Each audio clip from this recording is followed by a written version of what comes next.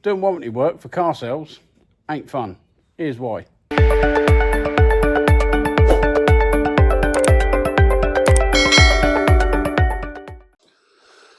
Okay, right, let's talk about warranty work. So, we don't do warranty work for warranty companies because they don't like paying. They tell you how much they're going to want to pay, how much they're going to want to pay for the parts where you've got to buy parts from. We don't get involved with warranty companies. They don't want to pay, customers don't want to pay, and you're stuck in the middle. So, yeah, it's not one for me. But this one, customer bought it, travelled a few hundred miles to go and pick it up. Now there's an issue with it, and he obviously can't take it back to there. Just remember, when you're buying a car from miles and miles away, if there's anything wrong with it, it's your responsibility to take it back to them to let them fix it. It's not their fault you travel so far to sort of pick it up. You know, so I know people have travelled loads of miles just to save 200 or 300 quid for exactly the same car. You know, when it goes wrong, it's a problem. So this customer lives 40 miles away from us. Obviously, the garage is a few hundred miles away from him. The garage or the dealership have phoned us up, said, can we do some work on it, which we have.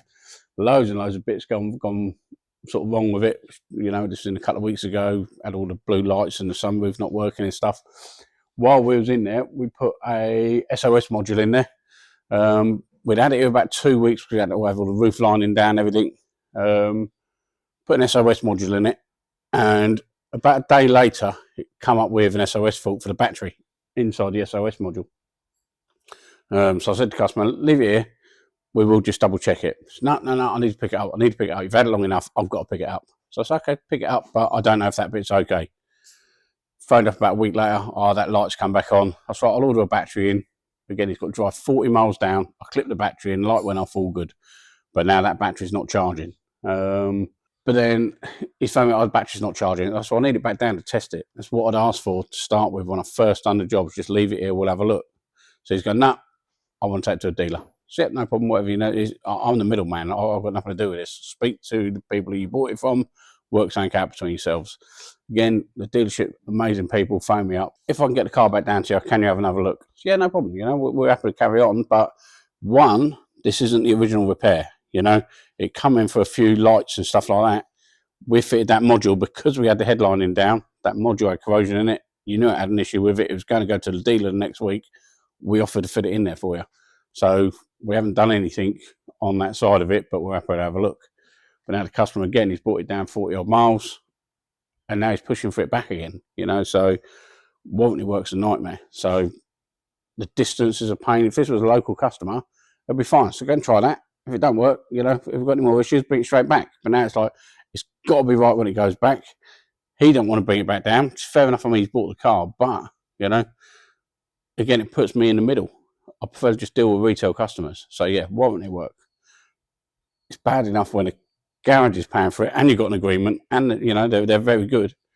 And this one's been a pain. Imagine doing it for a company where you've got to speak to people and all you're doing is speaking to somebody in office who's trying not to pay. So yeah, don't do it. Stay away from it. Yeah. So it's late in the day and we're trying to get a video done. So what have you done? I did the camper. It's just gone. Oh, yes, so done camper heater blower. So that was, what was it? It was the switch. It was actually a switch. So we checked the resistor, checked the fan, or you did. Found out it was a switch and they're not available. So that'll be coming through next week. What else have we done? This one coming had the customer was fiddling, trying to set it to kilometres an hour, etc. while he was abroad.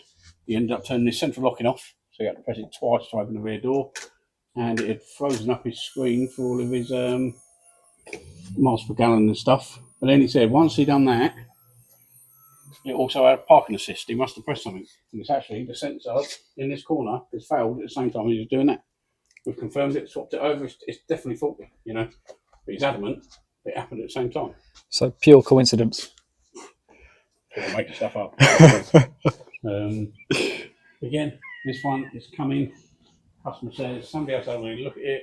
It had blown a fuse, connected it all back up. It was all okay for the day. Next time trying to start it, fuse is blown again. It's coming. There's no blown fuses. It looks like it's got a CAN communication fault with it. And yeah, so we booked it in as a blown fuse fault, and it's not. So I need to speak to her because it's going to turn into a big job now. we haven't got time because I'm going away. So I need to speak where I find out what's going on with it. So yeah, so I need to speak to the customer that one. This one's got a throttle pedal fault. Did have a pedal on it last year or the year before in our garage. So we just got to check through the wiring on that. So Chris was just doing that. This is the one which I weren't sure whether I was going to get involved with. But this is the one they fitted a throttle body and an ECU on. Spoke to the garage. They're pretty sure the old ECU is still programmed, so we plugged that back in. So now we've gone back to sort of the start. So we're just trying to work out what the fault is. And then you come across things like this. Chop wires, just put normal crimps on them and things like that. So I'm going to spend another hour on that, decide what I'm going to do it before I go away and all day, and they can make a decision on that. What have we got going on out here? I think that's about it. Everything's done. This one was in yesterday. It's done. Audi's done. No, Audi's ready to get in next week. You're going to be doing the ABS fault on that one.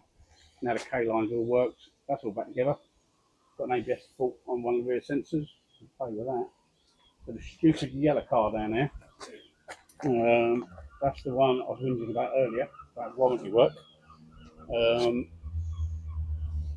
It took a lot of convincing to let the customer bring it back down, which I'd said you can take to a dealer or whatever, but the garage who sold him the car convinced him to bring it back down and just leave it with us. So we've been on it today, phoned him, or he's phoned up, and I've said, yeah, the light's out, it's all looking good. I want to keep it till tomorrow and test it, see what he says. And he's going, no, I'm picking it up today. Same as he done last time, and then whinge when he had to bring it back. So if the light comes on again, I ain't working on it. I'm not doing it. He's travelling 40 odd miles each time, but blaming me because he won't leave it here to let me confirm the fault's cleared. So what can you do? So I won't be working on it again. I think that's it. So we need to clear some of these cars out, ready for the holiday. And that's it, isn't it? I think. Yeah, I believe so. Right, phone this customer. See what's going on with this one. Parts on order for the Peugeot. So that'll be in the morning. Get that one back together. That'll be gone. So rebook this one. Fiddle with that one. Wait some parts to turn up with you. Finish some next week. That'll do. Okay, so today's Friday. The footage you've just seen is from Wednesday, and yesterday, Thursday, we were sorting out everything, trying to get the workshop all sorted out, ready for me to go on holiday, get all the work cleared out, and the whole of the footage from Thursday has got no sound on it. So I was thinking, shall I not bother putting a video out?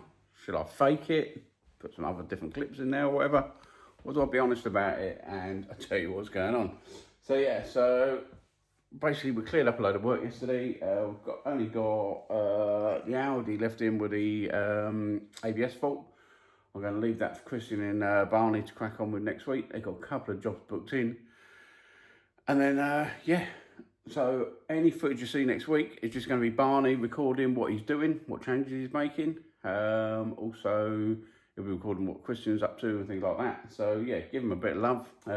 Funny enough, I made a video the other night from DTE TV showing how easy it is to be an automotive YouTuber. And that is why I've left this bit in, because it's not easy, So, yeah, quite ironic that I'm trying to make a video to show the ease of doing it, and it's not. So, like the next video, which is from DTE, go and check that one out.